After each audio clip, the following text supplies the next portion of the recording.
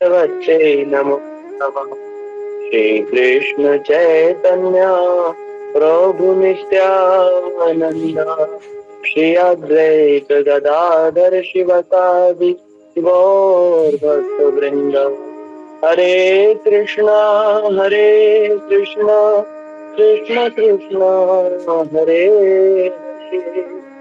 हरे, हरे हरे राम राम राम हरे हरे। सर्वप्रथम मैं मेरे गुरु पाद पद्म परामराध्यतम आचार्य पिगंडी स्वामी अष्टोत्तर शत श्री श्रीमद भक्ति वेदांत शिलक्षितर जी के चरणों में दंडवत प्रणाम करता हूँ। तदुपरांत नित्य लीला प्रविष्टों विष्णुपाद अष्टोत्तर शत श्रीमद भक्ति वेदांत शिला नारायण गोस्वामी महाराज जी के अभय चरणार बिंदु में मेरा अनंत कोटि दंडवत प्रणाम है। समस्त रूपानुगुरु परंपरा जयुक्त हो, तपाशद गौर हरि जयुक्त हो और ऑनलाइन कथा के माध्यम से सुन रहे वैष्णव वैष्णवी माता भाई बहन प्रभु आप सभी के चरणों में मेरा यथा योग्य दंडवत प्रणाम। हरे कृष्ण। तो हमने पिछले कुछ क्लासेस में जाना कि ये जो मनुष्य जन्म है ये बहुत ही दुर्लभ है। तो आज हम जानेंगे कि इस दुर्लभ मनुष्य जन्म को प्राप्त करके हमें क्या करना चाहिए, क्या नहीं करना चाहिए। हम संसार में भी रहते हैं, हमें जीवन भी यापन करना है और साथ साथ में जो मनुष्य जन्म का जो मूल लक्ष्य है, जो हमारा अल्टीमेट गोल है, उसे भी अचीव करना है ना। तो आज हम जानेंगे कि हमारी प्रॉब्लम्स क्या है, सॉल्यूशन क्या है, इस विषय में हमारे शास्त्र क्या कहते हैं। तो मुख्य रूप से हम जो भी बात यहाँ पर कहेंगे, मुख्य रूप से जो भी बात हम आपको इस क्लास के माध्यम से सुनाएंगे, ये सभी शास्त्रों पर आधारित होंगी। क्यों? क्योंकि शास्त्र ही प्रमाण है। हमारी ये सत्य सनातन संस्कृति जो है उसका आधार क्या है? जो हमारी ये पवित्र शास्त्र है, वेद उपनिषद पुराण आदि, गीता भागवत, इनके ही आधार पर हम आपको बताएंगे कि हमारा परम लक्ष्य क्या है, उसको कैसे प्राप्त करना है। उसके भी पहले हमारे जीवन में अनेकों प्रकार की समस्याएं आती हैं, उनके कारण क्या है और वो समस्या क्या क्या है। ठीक है, तो सबसे पहला जो पॉइंट है वो ये है कि वास्तविक समस्या है क्या, एक्चुअल प्रॉब्लम क्या है। कभी कभी क्या होता है, जैसे कोई व्यक्ति बीमार है ना, कोई व्यक्ति बीमार है, उसको कुछ पेट में दर्द है या बुखार है, तो वो पहले अपने से कुछ ट्रीटमेंट लेने की कोशिश करता है, शायद ये खा लूं ठीक हो जाए, क्योंकि उसको बीमारी का भी पता नहीं है। तो जो वो इलाज भी करेगा तो वो इलाज भी उसको ठीक ठीक रूप में असर नहीं कर पाएगा। क्यों? क्योंकि बीमारी जो है वो अभी डायग्नोस हो ही नहीं पाई है ना। तो सबसे अच्छा तरीका क्या है कि सबसे पहले बीमारी को ढूंढा जाए कि भैया ये व्यक्ति बीमार है तो इसके शरीर में बीमारी क्या है ना। जब बीमारी का पता चलेगा तब ही जाकर के कोई सॉल्यूशन, कोई मेडिसिन देगा, तब वो व्यक्ति ठीक होगा, स्वस्थ होगा, है ना। तो अभी हमारी लाइफ में बहुत सारी प्रॉब्लम्स है ना, जैसे अभी आप लोग सब सुन रहे हैं। अभी हम आप सबको अगर अनम्यूट करें तो आप कुछ जो जो प्रॉब्लम्स आपको लगती हैं तो आप बताइए कि आपको क्या लगता है कि आपकी लाइफ में किस प्रकार की प्रॉब्लम्स हैं, या फिर आपको लगता है कि हाँ इस संसार में देखो ऐसी ऐसी प्रॉब्लम है। कोई बताना चाहेंगे आप में से अनम्यूट करके? कोई भी? हम इसको थोड़ा सा इंटरेक्टिव बनाते हैं ताकि हम इसको अच्छे से समझ पाए, क्योंकि ये बहुत इंपॉर्टेंट है। फिर इसी के आधार पर हम आगे की चर्चा करेंगे। कोई भी बोल सकते हैं। बहुत सारी प्रॉब्लम्स होती हैं, आप में से कोई बताना चाहे कि भाई हाँ ये एक प्रॉब्लम हमने देखी है या सुनी है।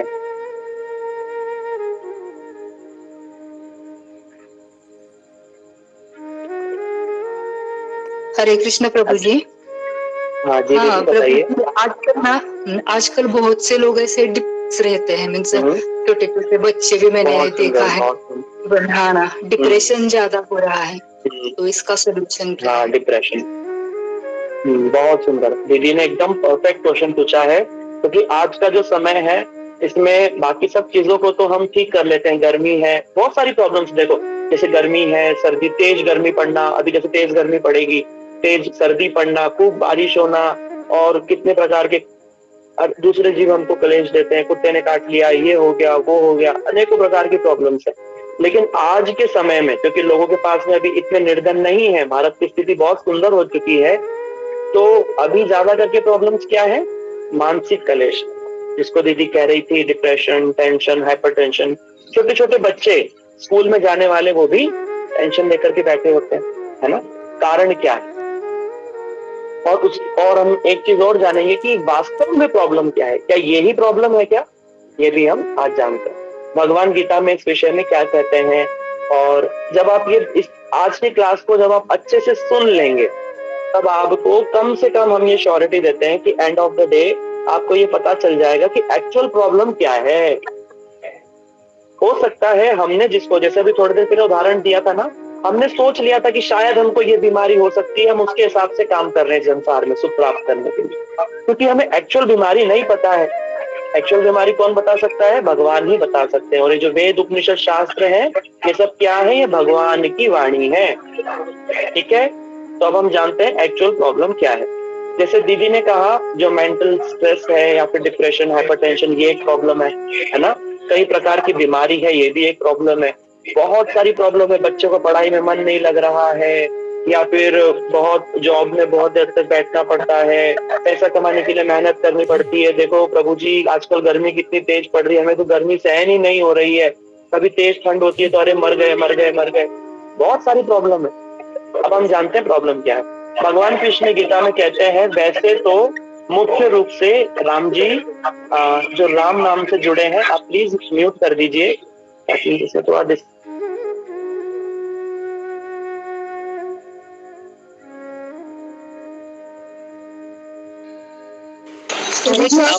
आपकी आवाज नहीं आ रही है। आपकी आवाज नहीं आ रही प्रभु जी। अच्छा, अभी आ रही है? अभी आ रही प्रभु जी। ठीक है, आ रही है। धन्यवाद। ठीक है, हाँ, तो मैं कह रहा था कि मुख्य रूप से 4 प्रकार की प्रॉब्लम है, जिसको भगवान ने गीता में बताया। ठीक है, बाकी जितनी भी प्रॉब्लम है वो एक्चुअल प्रॉब्लम नहीं है। जैसे सर्दी, गर्मी, ये जितनी भी प्रॉब्लम्स हम सुन रहे हैं, बोल रहे हैं, जैसे दीदी कह रही थी थोड़ी देर पहले, डिप्रेशन, टेंशन, ये भी एक्चुअल प्रॉब्लम नहीं है। प्रॉब्लम तो ये है कि हमें प्रॉब्लम ही नहीं मालूम है, ये सबसे बड़ी प्रॉब्लम है। लेकिन एक सौभाग्य हमारा है कि हम मनुष्य शरीर में हमारा जन्म हुआ, उसके भी ऊपर हमारा सौभाग्य है कि भारत में हमारा जन्म हुआ, उसके भी ऊपर हमारा सौभाग्य है कि शास्त्रों में हमारा विश्वास है। विश्वास है तभी तो हम ये साधुओं में, वैष्णवों में विश्वास है, तभी तो क्लास को ज्वाइन करके बैठे हैं। ये हमारा सौभाग्य है। क्यों? क्योंकि इस सौभाग्य के माध्यम से ही हम हमारी एक्चुअल प्रॉब्लम और एक्चुअल सॉल्यूशन को जान पाएंगे, जिसको कृष्ण ने गीता में हम सबको बताया है। और जब हम उसके अनुसार चलेंगे, तब हमारी लाइफ में हम ठीक रूप में सही मार्ग पर चल सकते हैं और हैप्पीनेस को अचीव कर सकते हैं। ठीक है ना? तो एक्चुअल प्रॉब्लम क्या है? अभी तक जिस चीज को हम प्रॉब्लम समझते हैं, वो किसी के लिए प्रॉब्लम है, लेकिन किसी के लिए वो सॉल्यूशन है। किसी के लिए वो प्रॉब्लम है और किसी के लिए वो सॉल्यूशन है। जैसे हम आपको एक उदाहरण देते हैं, जैसे बच्चा पढ़ाई में कमजोर है, इतनी मेहनत करने पर भी उसके अच्छे नंबर नहीं आते, माता पिता के लिए तो प्रॉब्लम है। अरे बच्चा तो पढ़ाई में मन ही नहीं लग रहा है, ये तो पढ़ाई नहीं कर पाती, एक तरीके से प्रॉब्लम है। बहुत सारे पेरेंट्स इसको फेस कर रहे होंगे आज की तारीख में, है ना? लेकिन किसी के लिए सॉल्यूशन है। कैसे सॉल्यूशन है? आपके लिए तो ये प्रॉब्लम होगी कि आपका बच्चा पढ़ाई में अच्छा नहीं, लेकिन जो लोग ट्यूशन खोल करके बैठे हैं, ट्यूशन से ही जिनकी इनकम है और उसी से उनका घर चलता है, उनके लिए तो ये सॉल्यूशन है। कैसे? वो सोचेगा, अरे बच्चे तो ट्यूशन ही नहीं आ रहे हैं, आजकल के बच्चे तो बड़े इंटेलिजेंट हो रहे हैं, कोई ट्यूशन ही नहीं आ रहे, उसके लिए तो फिर ट्यूशन आना उसके लिए सॉल्यूशन है। इनके लिए बच्चे का दिमाग कम होना प्रॉब्लम है। एक और उदाहरण से समझते हैं, जैसे तेज गर्मी पड़ना प्रॉब्लम है ना? गर्मी पड़ती है तो पसीना छूटता है, सब घबराहट सी होती है। तब हम लोग बोलते हैं, भगवान इतनी गर्मी पड़ रही है, कब बारिश होगी, कब मानसून आएगा, हम लोग ऐसे सोचते हैं। लेकिन जो व्यक्ति कूलर फ्रिज की दुकान खोल करके बैठा है, उसका क्या? वो क्या सोचेगा? अरे इस बार तो देखो गर्मी नहीं पड़ी है, बार बार बीच में बारिश हो जाती है, ना कूलर बिके, ना फ्रिज बिके, ना एसी बिके। किसी के लिए प्रॉब्लम, किसी के लिए सॉल्यूशन। तेज बारिश होना, है ना? तेज बारिश होना, किसान सोचेगा, अरे अभी बीज बोया है, तेज अच्छे से बारिश हो जाए तो अच्छी फसल हो जाए मेरी, वो बारिश का इंतजार कर रहा है। और जिसका घर टूटा फूटा हो, कच्चा मकान हो, जिसके घर में पानी आता हो, वो तेज बारिश होगी तो क्या सोचेगा, अरे हे भगवान ये बारिश को बंद कर दो, हमारा घर टूटा हुआ है प्लीज। देखो अभी तक हम जो प्रॉब्लम्स को समझ, ऐसे करके जितनी भी प्रॉब्लम है वो किसी के लिए प्रॉब्लम है और किसी के लिए सॉल्यूशन है ना। तो अब एक्चुअल प्रॉब्लम क्या है, तो भगवान गीता में भगवान ने 4 प्रकार की प्रॉब्लम है उसको एक्चुअल प्रॉब्लम बताया है। और ये जो एक्चुअल प्रॉब्लम है, वास्तविक जो दुख है, इसकी 3 कंडीशन है। आप लोग सब ध्यान से सुनना और इसको नोट कर लीजिए। अगर आप नोट कर सकते हैं तो आप नोट कर लीजिए। देखिए हम बिल्कुल सिंपल वर्ड्स में आप सबको समझा रहे हैं ताकि सबको समझ में आ जाए। सिंपल है, 3 कंडीशन फुलफिल होगी तभी हम किसी प्रॉब्लम को प्रॉब्लम मानेंगे। ठीक है, 3 कंडीशन फुलफिल होना चाहिए। पहली कंडीशन, प्रॉब्लम उसको कहेंगे जो सबको आए, सबको आए। दूसरी कंडीशन, जिसको कोई चाहता नहीं, जिसको कोई भी चाहता नहीं। और तीसरी, जिससे कोई बच नहीं सकता। 3 कंडीशन हो गई ना। पहली कंडीशन जो सबको आए, दूसरी जिसको कोई चाहता नहीं, तीसरी जिससे कोई बच नहीं सकता। अब हम लगाते हैं प्रॉब्लम। जैसे पहले हमने अभी 2-3 प्रॉब्लम सुनी थी, उसमें से एक प्रॉब्लम को पकड़ते हैं। जैसे तेज गर्मी पड़ना, ये एक प्रॉब्लम है ही प्रॉब्लम, ऑब्वियस सी बात है, बहुत सारे लोग फेस करते हैं, कुत्ते बिल्ली सब देखो परेशान होते हैं, है ना। तो पहली कंडीशन लगाते हैं, सबको आए। तो ये सबको तो नहीं आ रही है गर्मी, सबको है क्या। आज भारत में गर्मी पड़ रही है, पर हो सकता है अमेरिका में नहीं पड़ रही हो, इंग्लैंड में हो सकता है बर्फ गिर रही हो, कोई भरोसा नहीं। तो सबको तो नहीं आई एक साथ। दूसरी कंडीशन क्या है, जिसको कोई चाहता नहीं। और बारिश को कोई चाहता है, कोई नहीं चाहता। अभी उदाहरण दिया, किसान चाहता है कि बारिश हो, जिसका घर टूटा फूटा है वो चाहता है कि बारिश ना हो। ये कंडीशन भी फुलफिल नहीं हो रही, तो ये प्रॉब्लम फिर प्रॉब्लम नहीं है। इस प्रकार से हमको जितनी भी प्रॉब्लम हमको लग रही है, ये आपके लिए एक्टिविटी है। जितनी भी प्रॉब्लम्स आपको लगती है घर में, परिवार में या आजू बाजू आप देख रहे हैं, उनमें ये 3 कंडीशंस आप लगा करके देखिए कि ये एक्चुअल प्रॉब्लम है कि नहीं। जो सबको आए, जिसको कोई चाहता नहीं, जिससे कोई बच नहीं सकता। अब आप में से कोई बताइए कोई भी ऐसी प्रॉब्लम जो आपको लगता है कि वो ये 3 कंडीशन फुलफिल करती है। आप बताइए कोई भी आप में से। अरे जो लोग पहले से जानते हैं उन्हें नहीं बताना है। प्रभु जी मैं बोलूं? हाँ बोलिए। मतलब जैसे बुढ़ापा है वो सबको आता है, कोई चाहता नहीं कि बुढ़ापा आए, और लेकिन उससे कोई बच भी नहीं सकता। जैसे एज बढ़ती जा रही है तो हाँ, हमारी दीदी के लिए जोरदार ताली बजाओ। इन्होंने एकदम सही बताई, एक बीमारी इन्होंने पकड़ ली है। आप भी भक्ति जगत में डॉक्टर बन सकते हैं भविष्य में। आपने एक बीमारी पकड़ ली है, ये सही बताया इन्होंने। एक बीमारी है बुढ़ापा, तीनों कंडीशन फुलफिल हो रही है। जो सबको आएगा,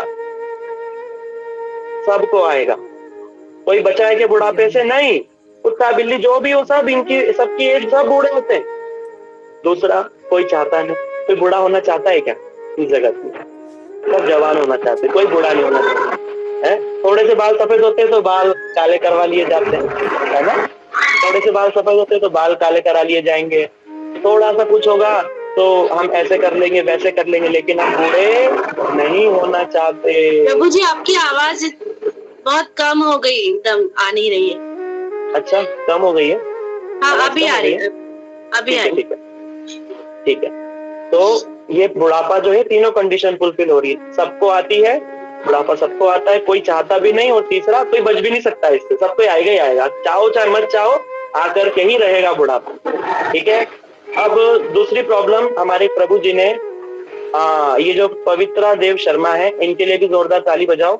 इन्होंने भी अभी कमेंट पर लिख करके बताया कि रोग, बीमारी, ये भी सही है। बीमारियां कई प्रकार की हो सकती है, पर बीमारी सबको आती है, प्रकार अलग अलग हो सकता है। आशीष सुरुम जी ने बताया कि death, this is also right, this is also one of the actual problem. ये भी सही है। कैसे? अब हाँ देखो, मैं देख रहा हूँ फागुनी दीदी है, इन्होंने भी डेथ बताया, किसी ने मृत्यु बताया, बीमारी बताई, बुढ़ापा बताया। 3 बीमारी तो सबने लगभग बता दी है, पर 4 में से एक रह गई है, अभी किसी ने बताया बीच में, अनम्यूट करके बताएंगे तो ज्यादा। जन्म। जन्म, ये सुहानी दीदी हैं, इन्होंने बताया कि जन्म भी एक प्रॉब्लम है। अब आप में से कितने लोगों को लगता है कि, आप लोग हाथ खड़ा करके बताओ, अभी सबके हाथ हैंड्स डाउन होने चाहिए। अब आप या थम्स अप करके बताना कि कितने लोगों को लगता है कि जन्म भी एक प्रॉब्लम है। किसको लगता है? हैंड्स अप करके बताइए, थम्स अप करके बताइए, थम्स अप। बहुत कम थम्स अप आए हैं, नहीं बहुत सारे आ रहे हैं। ओह ऑलमोस्ट सभी ने थम्स अप कर दिया, ठीक है। अच्छा ठीक है, अच्छा जन्म कैसे बीमारी है, ठीक है। चलो अब हम भगवान के श्लोक पर आते हैं। तो भगवान कृष्ण गीता में कहते हैं कि जितनी भी बीमारियां हम समझ रहे हैं इस जगत में, ये वो किसी के लिए तो प्रॉब्लम है, किसी के लिए तो वो सॉल्यूशन है, लेकिन एक्चुअल प्रॉब्लम जो है इस जगत की वो है जन्म मृत्यु जरा व्याधि दुख दोषानुदर्शनम। बोले ये जो जन्म मृत्यु जरा और व्याधि, जन्म माने बर्थ, मृत्यु माने डेथ, जरा माने बुढ़ापा ओल्ड एज, एंड व्याधि, व्याधि माने बीमारियां डिजीजेस, ठीक है ना। ये सबको ही आता है, इससे कोई बच नहीं सकता, और इन चारों को ही कोई चाहता नहीं। अभी आप लोग कहेंगे प्रभु जी बुढ़ापा समझ में आया कि एक एक्चुअल प्रॉब्लम, बुढ़ापा तो बहुत बेकार है, और मृत्यु तो है ही है, और बीमारी भी बड़ी खतरनाक होती है, भगवान बचाए। अभी बड़ी मुश्किल से कोरोना गया, प्रभु जी आप फिर से ये सब बातें कर रहे हैं ना। तो फिर ये जन्म को क्यों आपने बीमारी, जन्म को क्यों आपने एक प्रॉब्लम बता दिया? जन्म तो बड़ा अच्छा होता है, और जन्म में तो सब लोग नाचते हैं, गाते हैं, केक काटते हैं, है ना, सब लोग पार्टी होती है, बोतलें टूटती हैं। प्रभु जी आपने ये जन्म को बीमारी क्यों बता दिया, जन्म को इतनी बड़ी प्रॉब्लम कैसे बता दिया आपने? ये एक प्रश्न हो गया ना। चलो हम थोड़ा सा अब एक्चुअल रियलाइज करते हैं, क्या जन्म भी एक प्रॉब्लम है या नहीं।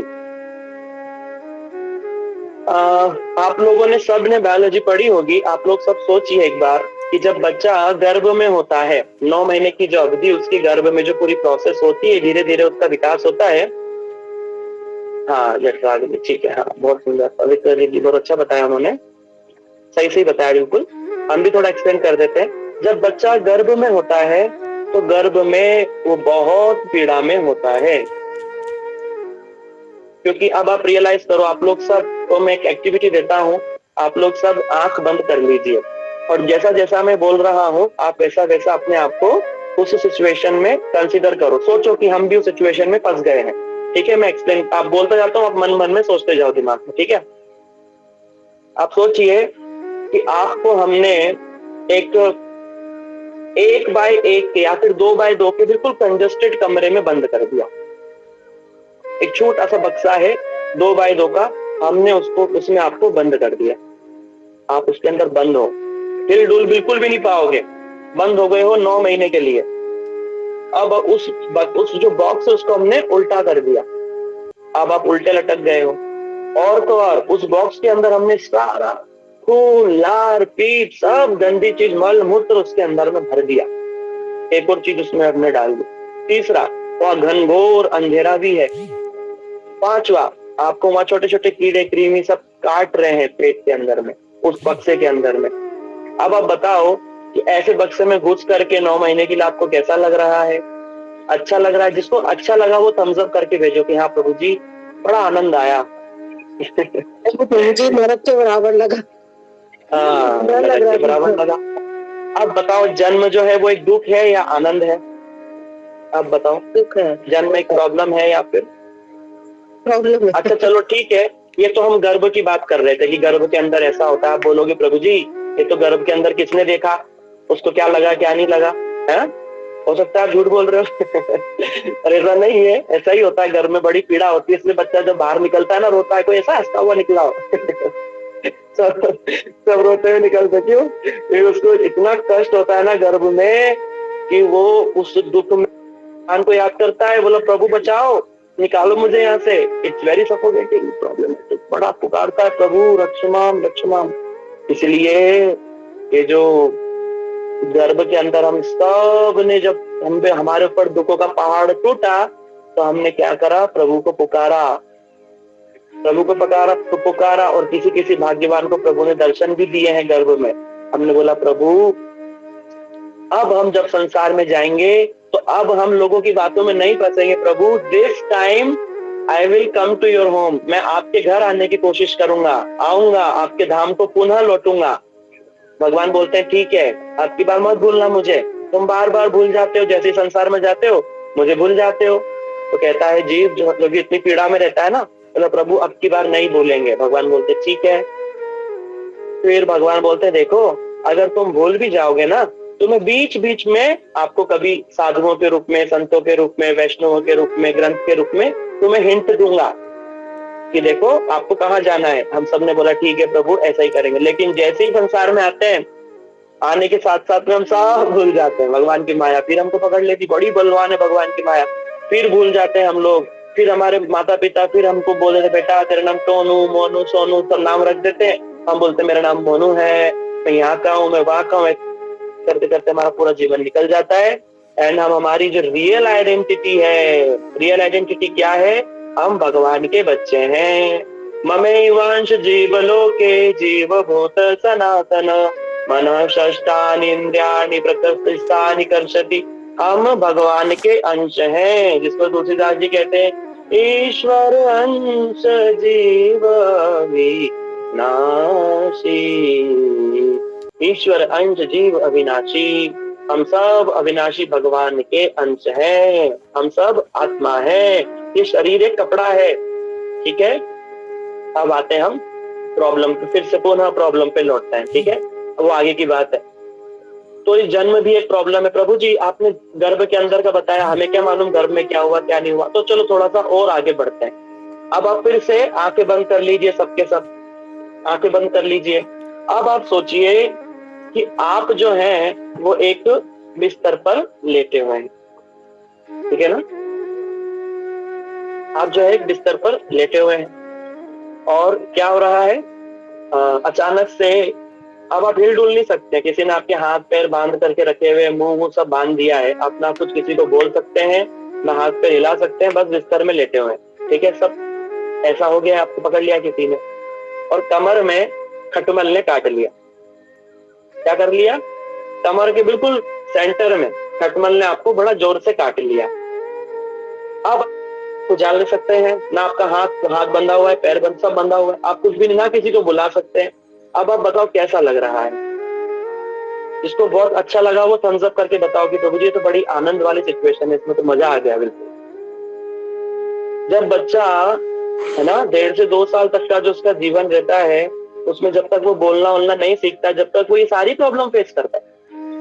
मच्छर काट लेता है, उसको बता नहीं सकता कि कहाँ काट लिया, ना खुजाल कर सकता है वो वहां पर। इसलिए जन्म जो है ये बहुत बड़ा कष्ट है। ये तो बल्कि मेन प्रॉब्लम है जन्म होना।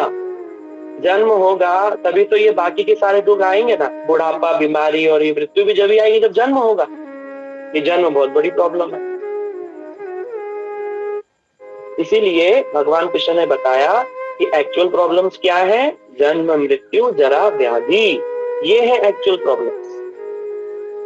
अभी तक जिनको हम प्रॉब्लम्स मान रहे थे, नौकरी नहीं लग रही है, शादी नहीं हो रही है, हम काले होते जा रहे हैं, गोरे नहीं हो रहे, बाल उड़ रहे हैं, है ना, गर्लफ्रेंड फोन नहीं उठा रही है, ऐसे ऐसे जितने भी प्रॉब्लम्स जो लग रही है हमको, छोटी मोटी, बच्चों का पढ़ाई में मन नहीं है, उम्मीद करी थी 90% आएंगे और आ गए 45, एकदम हाफ। तो ये जितने भी प्रॉब्लम्स है ये वास्तव में प्रॉब्लम नहीं है, ये सब लगता है कि प्रॉब्लम है, क्योंकि ये किसी के लिए प्रॉब्लम है, किसी के लिए ये तो बड़ी खुशी की बात है। किसी के बाल उड़ जाए, जैसे मान लो किसी व्यक्ति के बाल उड़ गए, वो तो बड़ा दुख है, अरे बाल उड़ गए, क्या करूं। लेकिन जो वो हेयर ट्रांसप्लांट वाली दुकान खोल के बैठा है, उसके लिए बोला अरे बाल नहीं उड़ रहे लोगों के, क्या कर रहे हैं लोग, उसके लिए तो प्रॉब्लम हो जाएगी बाल नहीं उड़ेंगे तो, है ना। तो इस प्रकार से तो अभी हमने गीता के माध्यम से जाना कि प्रॉब्लम क्या है। प्रॉब्लम आज हमने समझ लिया, अब सॉल्यूशन क्या है इसको भी हम स्टेप बाय स्टेप आगे समझेंगे। अब ये जन्म, मृत्यु, जरा, व्याधि हो क्यों रहा है बार बार? है ना। अब हम सबका, हमारा हिंदू धर्म में जन्म हुआ है, हम सब सनातन संस्कृति में हमारा जन्म हुआ है, तो हम सब जानते हैं कि भाई 84 लाख योनि है ना, सभी जानते हैं। तो ये भारत भूमि की मानता है। बच्चे बच्चे को मालूम है हम शरीर नहीं आत्मा है। और आप कहीं भी चले जाओ, भले उसको उसकी रियलाइजेशन नहीं है, बट उसको बुद्धि से तो मालूम है ना। अरे प्रभु जी, तो हम भी जानते हैं, आप क्या बताओगे, आप हम आत्मा है ना, हम आत्मा है। ये तो बच्चे बच्चे को मालूम है। भारत में, ये भारत की महिमा है कि ये बहुत ऊंची बात है, ये कोई साधारण ज्ञान नहीं है। हाँ, गीता के हिसाब से साधारण ज्ञान है, और जगत के हिसाब से ये साधारण ज्ञान नहीं है, बहुत ऊंची बात है। और जो रिलीजन्स है, या तो आप यहूदियों में जाओ, ईसाइयों में जाओ, मुसलमानों में, यहाँ एक कॉन्सेप्ट ही नहीं है कि हम आत्मा है। कुछ नहीं, जो है ये शरीर है। शरीर मरने के बाद शरीर को जमीन में गाड़ दो, और भाई जब कयामत का दिन आएगा तो ये मुर्दे खड़े होंगे, फिर इनका फाइनल होगा कि भाई क्या करना है इनके साथ में, जन्नू वन्नू भेजना है इनको या जन्नत भेजना, क्या मिलेगी इनको, हूरें मिलेंगी या फिर इनको सजा दी जाएगी जहन्नुम में। ऐसा ही है ना, हेवन और हेल का कॉन्सेप्ट है ईसाई धर्म में। अब कोई उनसे पूछे कि अगर शरीर ही सब कुछ है और अल्लाह ने या फिर गॉड ने ये बस ये जो आपका जो है मतलब आपका पुनर्जन्म का विचार वहां पे नहीं है। हम लोग बोलते हैं ना भाई पुनर्जन्म होगा कर्मों के अनुसार, ऐसा वैसा, हम लोग तो बहुत कुछ जानते हैं भारत में, लेकिन दूसरे धर्मों में ऐसा नहीं है। आप सोच करके देखो। एक बार मेरा एक दोस्त था, वो था तो दोस्त मेरा हिंदू ही था, वो उसका नाम मयंक शर्मा था, लेकिन उसने पता नहीं कैसे किसकी बातों में आकर के वो क्रिश्चियनिटी फॉलो कर रहा था, ईसाई धर्म फॉलो कर रहा था, ईसाई धर्म फॉलो कर रहा था, और मेरे को भी इंसिस्ट कर रहा था बैठ कर, अरे तुम ये क्या चक्करों में पड़ गए हो, तुम कुछ भी नहीं जानते हो, मालूम है ईसा मसीह भगवान नहीं है, यहोवा भगवान है, ईसा मसीह is like messenger of God, ऐसे। तो मैंने उससे पूछा एक बात बताओ, जैसे भगवान या फिर गॉड तुम बोलते हो, जो भी यहोवा बोलते हो या अल्लाह बोलते हो, अल्लाह ने हमको बनाया है ना, बनाया। एक बात बताओ, अब भगवान ने जब पहली बार किसी को बनाया तो डिफरेंशिएट किस आधार पे किया, किस आधार पे डिफरेंशिएट कर दिया, है ना। अभी जैसे मान लो वो कहते हैं कि भाई पुनर्जन्म नहीं हुआ, ये जो शरीर तुम पैदा हुए हो, this is your first and last. इस शरीर जो भी हमको मिला, ये बॉडी इसके पहले नहीं थी और ना कभी हमको जन्म होगा पुनः, बस यही है जो, इसलिए क्या करो, खाओ पियो मजे करो, यही तो है। ईसाई भाई किसके, खाए पिए खिसके, इसलिए भी क्या है। तो मैंने उससे एक प्रश्न पूछा, एक बात बताओ, चलो मानो गॉड ने हमें बनाया है ना, तो किस आधार पे डिफरेंशिएट किया। कोई बच्चा तो ऐसे घर में पैदा हुआ कि पैदा होते के साथ में 10-10, 5-5 नौकरानी उसको खिलाने की चेष्टा कर रही है, ये खा ले बेटा, वो खा ले, ये खा ले, सोने की चम्मच चांदी की चम्मच मुंह में है। कोई व्यक्ति ऐसे घर में पैदा हो गया जिसको कि भैया खाने के लिए माता पिता बड़ी मेहनत कर करके जिसको जैसे से खिला रहे, और कोई ऐसे घर में पैदा हो गया बिल्कुल जैसे अफ्रीका वगैरह के जो छोटे मोटे जो देश है जहाँ खाने की भुखमरी, एक टाइप खाने को नहीं है। तो ऐसा डिफरेंशिएट कर कैसे दिया भगवान। जब ये हमारा फर्स्ट एंड लास्ट बर्थ है, तो किस आधार पे किसी को इतना अमीर, किसी को इतना गरीब, कोई इतना सुंदर, कोई इतना बदसूरत, कोई कैसा, कोई कैसा, ये प्रश्न उठ जाएगा ना। अब उनके पास में कोई इसका आंसर नहीं है। वो बोले कि जैसे भगवान की इच्छा। हमने बोला भैया ऐसे भगवान को हम नहीं मानते, तो बिना बात पे किसी को अमीर किसी को गरीब हम नहीं मानते। अब आते हैं हमारे कल्चर में। हमारे कल्चर में सीधा सीधा लॉ ऑफ कर्म है, भाई जैसे कर्म करोगे उसके अनुरूप अगला शरीर मिल जाएगा। सिंपल है और बहुत प्रैक्टिकल भी है। आज हम भारत में रहते हैं, डेमोक्रेसी है, कॉन्स्टिट्यूशन के हिसाब से हम लोग चल रहे हैं, है ना। तो डेमोक्रेसी में क्या है भाई, जो जैसे करेगा वैसे मिलेगा। रेड लाइट को नहीं तोड़ेगा, पुलिस कुछ भी नहीं बोलेगी, रेड लाइट तोड़ेगा तो जेल हो जाएगी, फाइन हो जाएगा, जुर्माना लग जाएगा। सिंपल। भगवान ने वेदों के माध्यम से बता दिया कि भाई ये करना है, ये नहीं करना है, ऐसे करने से तुम्हें स्वर्ग आदि मिलेंगे, ऐसे करने से तुम्हें नरक आदि मिलेगा, ऐसे करने से तुम मुक्त हो सकते हो, भगवान को प्राप्त कर सकते हो, सब बता दिया शास्त्रों में, और हमें फ्रीडम दे दी, जो करना है करो। अब कोई व्यक्ति बोले नहीं हम नहीं मानेंगे भगवान को, हम तो पाप कर्म करेंगे, हम तो मांस मछली दारू वारू पियेंगे और खूब इंजॉय करेंगे। भगवान बोले इंजॉय करो और उसके अनुरूप फिर फल ले लो। अच्छा, गवर्नमेंट ने हमको स्वतंत्रता तो दी है ना, स्वतंत्रता दे रखी है हमको, पूरी फ्रीडम है हमको। हम चाहे तो कुछ भी कर सकते हैं, फ्रीडम है हमको। तलवार लेकर के देखो मार देते हैं लोग एक दूसरे को, जब तक तो फ्रीडम है ना मारने तक। मारने के बाद क्या होगा, वो फिर कोर्ट में केस चला जाएगा, पर मारने तक की तो फ्रीडम हमको मिली हुई है, सबको ही मिली हुई है। क्या किसी के हाथ बांध रखे हैं क्या? नहीं। ठीक उसी प्रकार भगवान ने वेद शास्त्रों के माध्यम से हमको सब कुछ बता दिया, ये करने से ये होगा, ये करने से ये होगा, और ये करने से ये होगा, मुक्ति मिल जाएगी, भगवान का धाम मिल जाएगा, सब बता दिया। अब हमें स्वतंत्रता दे दी। अब जो हमारी फ्रीडम है उसको हम किस तरीके से यूज करते हैं या मिस यूज करते हैं, it's all in our hand. कर्म करना हमारे हाथ में है, बट उसका जब फल आएगा वो हमारे हाथ में नहीं है, वो हमारे हाथ में नहीं है फल। कर्म करना हमारे हाथ में है, इसलिए हमें क्या करना चाहिए, बड़ा सोच समझ करके इन कामों को करना चाहिए। इसलिए हम क्या, इसलिए ये जो भक्ति संपुट है या जितने भी हम कोर्सेज चलाते हैं, इसका उद्देश्य क्या है, भगवान की वाणी हमारे सब सनातन संस्कृति को पालन करने वाले हमारे हिंदू भाई बहन सब समझें और समझ करके अपने जीवन को उसके अनुरूप चलाएं। इससे हमारा इस लोक में भी हमारा भला होगा और परलोक में भी हमारा भला होगा, भगवान कृपा करेंगे। एक पिता है, जब वो अपने पुत्र को कोई बात कहता है कि बेटा अच्छे से पढ़ो, कभी किसी मत करो, है ना, जैसे अपने शास्त्रों में जो बताया उसके अनुरूप जीवन को व्यापन करो, अच्छे से रहो, संसार में किसी को दुख कष्ट मत दो। जब बेटा उन सब बातों को मानता है तो पिता को बड़ी खुशी होती है, और जो नहीं मानता पिता फिर उस पर रुष्ट हो जाता है। ठीक उसी तरह भगवान ने हम सबको बनाया, सृष्टि बनाई, क्यों बनाई, ताकि आनंद में प्रेम से सब भगवान आपस में रहे। पिता सब घर परिवार क्यों करते हैं, माता पिता, ताकि सब परिवार हो, सब आनंद में रहे, एक दूसरे की रिस्पेक्ट इज्जत करें, सेवा करें और प्रेम करें, आनंद में रहे। ठीक उसी प्रकार की सृष्टि बनी हुई है, भगवान तो ऐसा ही चाहते हैं। लेकिन हम क्या बोलते हैं, नहीं हम नहीं मानेंगे पिताजी, हम आपकी बात नहीं मानेंगे, हम हमें जो मन में आएगा वो करें, बस फिर क्या होगा, फिर जो होगा तो होगा, देखा जाएगा। तो इसीलिए बताया कि शास्त्रों को जानना जरूरी है, और जो हमारे ही मात्र ऐसे शास्त्र हैं इस जगत में, गीता बाइबल के अंदर 42 टाइम्स चेंजेस हो चुके हैं। कुरान कितने बार चेंज हो चुकी है कोई नहीं जानता, इतनी बार चेंजेस उस ग्रंथ के अंदर में हो चुके हैं। जो हिब्रू बाइबल है यहूदियों की, मैनी टाइम्स अमेंडमेंट्स हो चुके हैं उसके अंदर में। लेकिन देखो इतने साल हो गए हमारे ग्रंथों को, क्या कभी एक भी अक्षर इधर का उधर हुआ है क्या, गीता में या भागवत में या रामायण, एक भी शब्द इधर उधर हुआ है क्या, नहीं हुआ। कभी आपने सुना महाभारत रिटर्न्स, पुरानी वाली महाभारत में ऐसी कमी थी तो फिर पुनः लौट करके किसी ने नई बुक निकाल दी, या गीता के कोई नया एडिशन आ गया, नहीं, वही की वही श्लोक है, सब वैसा का वैसा हजारों करोड़ों साल से चल रहा है। हमारा सनातन का अर्थ क्या है, आज आप ये भी जानो।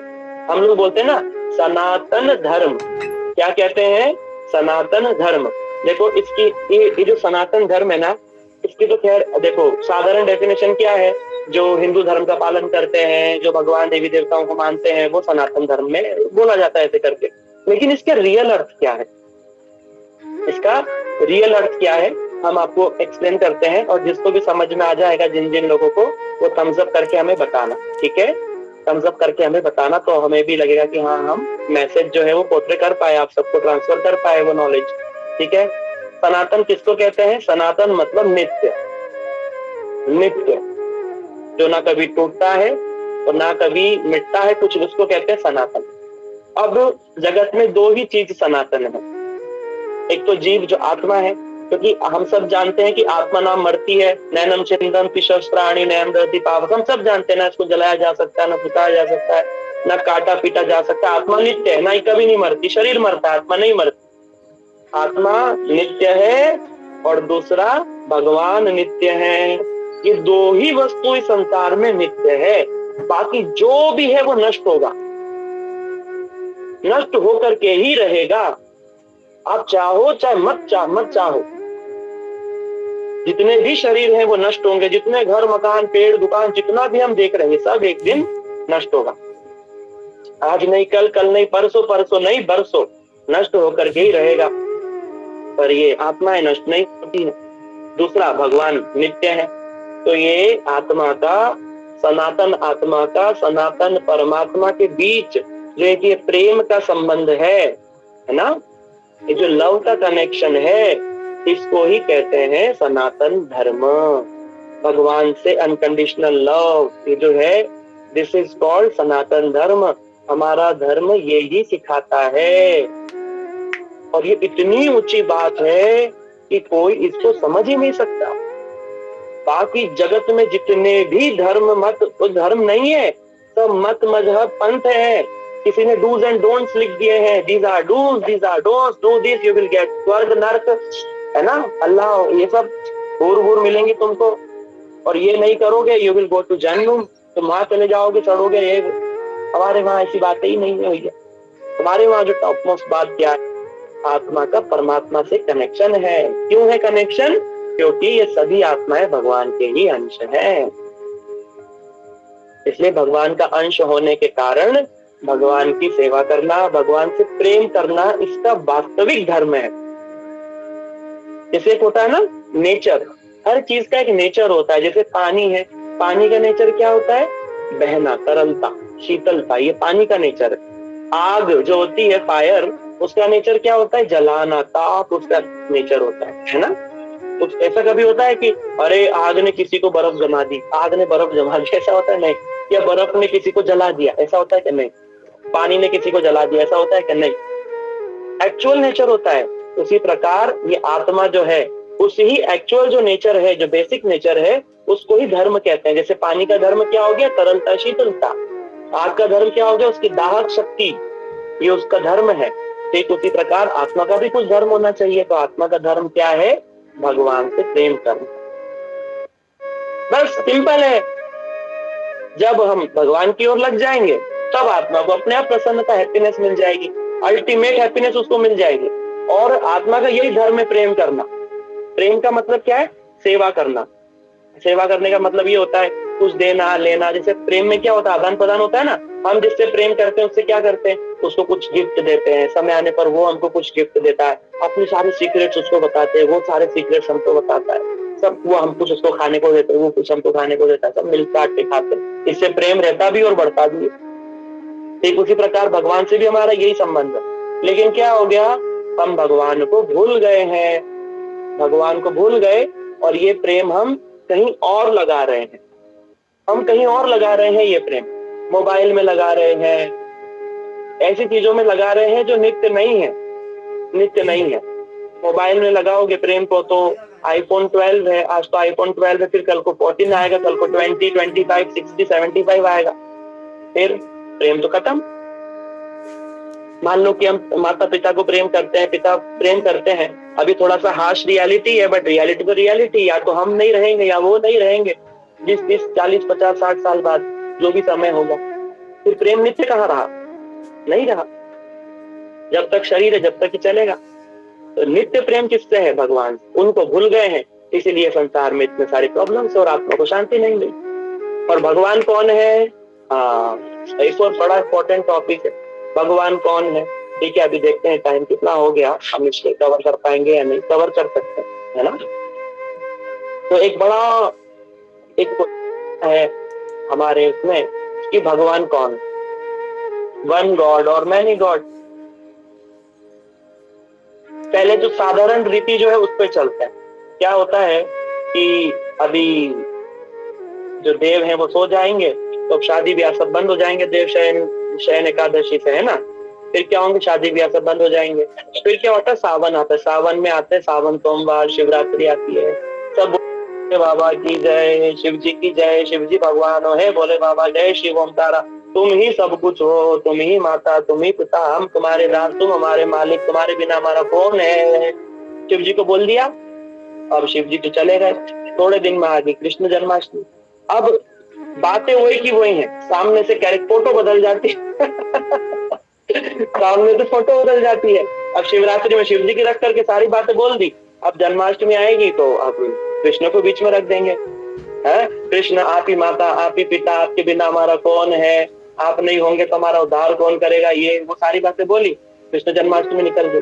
थोड़े दिन बाद जन्माष्टमी जाने के बाद में फिर क्या आ जाते हैं? नवरात्रे आ जाते हैं, गणेश चतुर्थी आ जाती, गणेश चतुर्थी आ जाती है, फिर गणेश जी को रख देते हैं बीच में। अरे गणपति बप्पा मोरिया, आप ही माता, आप ही पिता, आपके बिना हमारा कौन है, तुम ही सब कुछ हो, मैं आपका दास हूँ।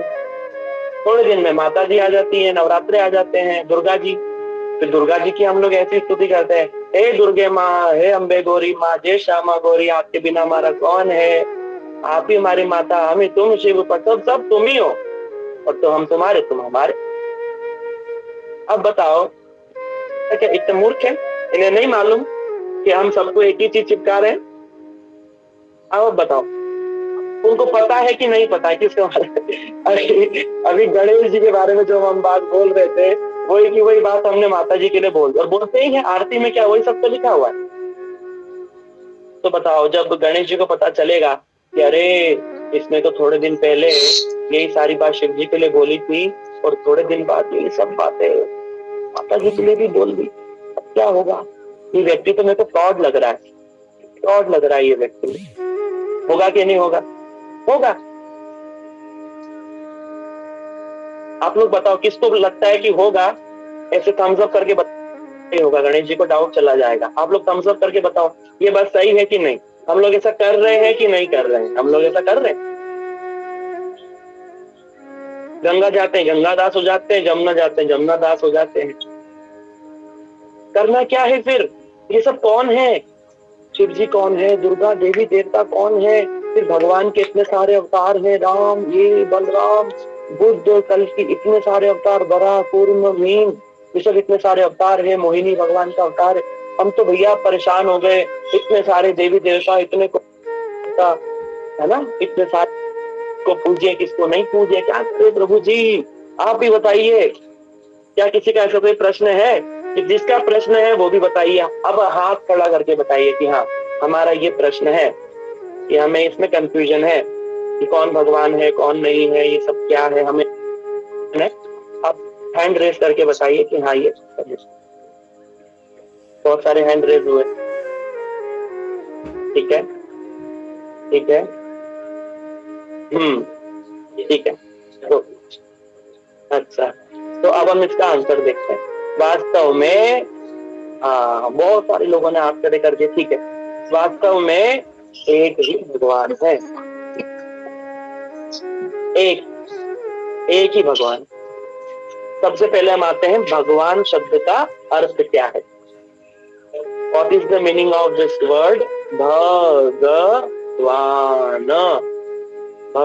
भगवान, ये 4 अक्षर है ना, तो भगवान, भगवान, वान मतलब होना, उसके पास प्रचुर मात्रा में होना। भग माने, अब हम समझते हैं, जैसे भी शब्द सुने होंगे, बलवान, बुद्धिवान, सुना है ना, अरे बड़ा बुद्धिवान है, अरे बड़ा बलवान है।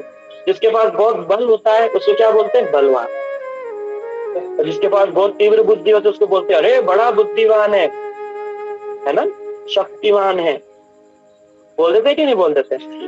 अब भगवान होता है ऐश्वर्य, ऑप्युलेंसेस, ऑप्युलेंस माने ऐश्वर्य। तो भगवान में बताया, भगवान उस ही व्यक्ति को कहा जा सकता है, उस ही पर्सनालिटी को कहा जा सकता है जिसमें सारे ही ऐश्वर्य परिपूर्ण मात्रा में हो, 100%। तो ये ऐश्वर्य कितने प्रकार के बताए? तो हमारे शास्त्र में 6 प्रकार के ऑप्युलेंसेस बताए। ऐश्वर्यस्य, समग्रस्य, वीर्यस्य, यशस्वी, ज्ञान वैराग्यस्य व शरणाम भगति न, है ना।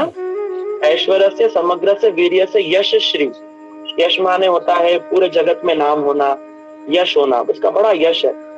श्री माने सौंदर्य होना, वैराग्य होना, ज्ञान होना, है ना, ये सब गुण है।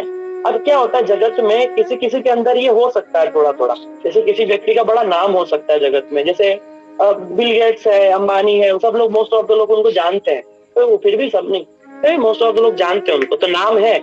इसलिए स्वामी महाराज जी कहते थे, हमारे गुरुवर्गीय वो कहते थे, मैं रिचेस थोड़े हो सकते हैं उसके पास में, और रिचेस नहीं हो सकते, सारे रिचेस नहीं हो सकते उसके पास में, वो भी परिपूर्ण मात्रा में, ठीक है ना।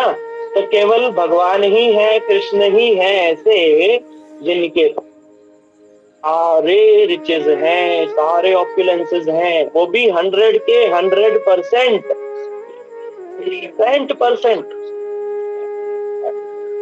तो केवल उधर ही भगवान कहा जा सकता है। ठीक है, तो यहाँ पे हमने समझा कृष्ण ही भगवान है। इसके तो हम आगे चल के बहुत उसको अच्छे से एक्सप्लेन करेंगे। प्रभु जी आपने तो कह दिया कृष्ण भगवान है, फिर बाकी सब कौन है? राम है, नारायण है, ये सब कौन है? ये सब क्या है? देवी देवता कौन है ना? ये सब प्रश्न उठ जाएंगे ना, ये सब प्रश्न है। तो क्या होता है, भगवान के अवतार होते हैं। कभी कभी क्या होता है, कृष्ण जो है वो अनेकों अवतार लेते हैं, इनकारनेशन जिनको बोलते हैं। अवतार समय समय पर कभी किसी को ऐसा वरदान दे दिया, ना ऊपर मरू ना नीचे ना अंदर ना बाहर, तो उसको मारने के लिए भगवान नरसिंह रूप में आ गए। इसलिए क्या कहते हैं, केशव धृता नरसिंह रूपा जय जगदीश हरे।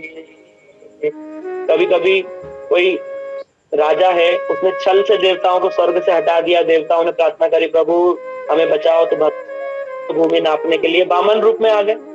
तो केशव धृता वामन रूपा छल यसी विक्रमणे बलि मद बुध वामन पद न कनीर जनित जन पार। केशव धृता वामन रूपा जय जगदीश हरे। ये दशावतार। इसमें क्या कह रहे हैं, केशव धृता, वही केशव है, धृता माने धर लिया, रूप किसका? वामन। ये बहुत रहस्य की बात है। अगर इसलिए हमारे गुरुवर्ग कहते हैं, अगर एक जन्म में किसी को ये भी पता लग जाए कि भगवान कौन है, तो समझ लेना उसका जीवन उद्धार हो गया, उसका कल्याण निश्चित है। क्यों? अरे कम से कम एक नाव में सवार तो हो गए, पार तो लग जाएगा। और फिर दो नाव में सवार हो गया, एक नाव इस डायरेक्शन में जा रही है, एक नाव उस डायरेक्शन में जा रही है, एक नाव इस डायरेक्शन में जा रही है, तो कभी भी कहाँ पार लग पाएगा? नहीं जा सकता नदी के उस किनारे, एक नाव में सवार होना। फिर देवी देवता कौन है प्रभु जी? आपने तो कह दिया कि राम है, वामन है, तो अवतार हो गए सब भगवान के, नारायण आदि सब कृष्ण के अवतार हो गए। फिर देवी देवता कौन है? तो देवी देवता कौन है? ये सब भगवान के सर्वेंट्स हैं, भगवान के सेवक हैं। उदाहरण, हर चीज उदाहरण से जल्दी समझ में आती है ना। अभी हम उदाहरण दे रहे हैं, ये उदाहरण आपको समझ में आ जाए तो आप लोग थम्स अप करके हमें बताइएगा कि हाँ प्रभु जी समझ में आया। एग्जाम्पल देते हैं, जैसे हमारा भारत है, उसमें कॉन्स्टिट्यूशन है ना। तो हमारे भारत में क्या है, प्रधानमंत्री एक पोस्ट है, प्रधानमंत्री के अंडर में बहुत सारे डिपार्टमेंट्स है, बहुत सारे डिपार्टमेंट्स, खेल मंत्रालय, रेल मंत्रालय, कोयला मंत्रालय, एनर्जी डिपार्टमेंट है ना, रक्षा मंत्रालय, वित्त मंत्रालय, जहाँ पैसे वैसे का सब संभाला जाता है, राइट। तो इसी प्रकार भगवान तो एक ही है, जैसे प्रधानमंत्री एक ही है, ऐसे भगवान तो एक ही है, कृष्ण ही भगवान है। और देवी देवता अलग अलग डिपार्टमेंट्स को संभालते हैं। जैसे इंद्र क्या संभालते हैं, वाटर मिनिस्ट्री, जहाँ पानी की देखरेख होती है। एनर्जी का डिपार्टमेंट किसके पास है, सूर्य देव के पास में है, सूर्य देव सारी एनर्जी इस जगत में मेंटेन करते हैं। वित्त मंत्रालय, पैसे का सब डिपार्टमेंट किसके पास है, लक्ष्मी जी एंड कुबेर के पास में। एजुकेशन मिनिस्ट्री किसके पास में, माँ सरस्वती के पास में। इसलिए सभी देवी देवता है, कोई भी इस कभी भी देवी देवताओं का अपमान नहीं करना है, सभी देवी देवताओं को आदर करना है, लेकिन भगवान एक ही है। अब दूसरी बात, सभी देवी देवता भगवान के सर्वेंट है, क्या इसका कोई प्रूफ है? क्या इसका कोई प्रूफ है? हाँ, इसका प्रूफ है। क्या प्रूफ है? अब आप खुद ही देखो, शास्त्रों के अंदर सभी देवी देवताओं का कुछ रूप बताया है, उस रूप के अनुसार ही चित्र बनते हैं और हम लोग पूजा पाठ करते ना, देवी देवताओं की पूजा पाठ करते हैं हम लोग। तो देखो हम समझते हैं, जैसे शिव जी, अब आपने देखा होगा शिव जी के क्या है, एक हाथ में त्रिशूल है और एक हाथ में माला है, माला है ना। अगर किसी के हाथ में माला है तो इसका अर्थ क्या है, वो किसी के नाम को जप रहा है, किसी के नाम को जप रहा है। तो शिव जी के एक हाथ में रुद्राक्ष की माला है कि नहीं, आप लोग बताइए। है, आपने सबने देखी है ना, शिव जी के हाथ में एक हाथ में त्रिशूल, एक माला। अब आते हैं माता सरस्वती जी के, सरस्वती जी के एक हाथ में कमल, दो हाथ में वीणा और एक हाथ में माला, है ना। लक्ष्मी जी के एक हाथ में कमल, एक हाथ में शंख, एक हाथ में माला, एक हाथ से आशीर्वाद दे रही है ना। लक्ष्मी जी के भी हाथ में माला है। और अब हम बताते ब्रह्मा जी के हाथ में भी माला है। एक हाथ में वेद, एक हाथ में माला, दो हाथों में फूल, पुष्प, कमल। दुर्गा जी अष्टभुजाओं में एक भुजा में माला। गणेश जी के एक हाथ में माला, एक हाथ में फरसा। सभी देवी देवताओं के हाथ में माला है भाई। इसका अर्थ है कि सभी देवी देवता सब भगवान के सर्वेंट्स हैं, सब भगवान की आज्ञा से इस जगत में कुछ कार्यों को संभालते हैं। इसलिए भगवान गीता में क्या कहते हैं, देवी देवताओं की पूजा करने, जो पूजा हम करते हैं वो भी अंत में मुझको ही प्राप्त होती है, ठीक है ना। इसलिए ये एक बहुत इंपॉर्टेंट बात है। इस विषय में हम आगे भी चर्चा करेंगे नेक्स्ट क्लासेस में। ये बहुत इंटरेस्टिंग टॉपिक है, वन गॉड मैनी गॉड, है ना। आज तो हमने जाना कि कृष्ण ही भगवान है, और कृष्ण कैसे एक ही भगवान हो सकते हैं, बहुत सारे भगवान नहीं हो सकते हैं। तो फिर देवी देवता क्या है, ये सब भगवान के सेवक हैं, और उनकी इच्छा से जगत में ये सारे डिपार्टमेंट्स को संभालते हैं ना। ये देव देवता संभालते हैं, जब भी देखो हमारी सृष्टि की सुंदर चलती है। ये सब नहीं होंगे तो कैसे होगा। सूर्य देवता टाइम से उगते हैं, सूर्य नहीं हो तो हमारा जीवन मुश्किल।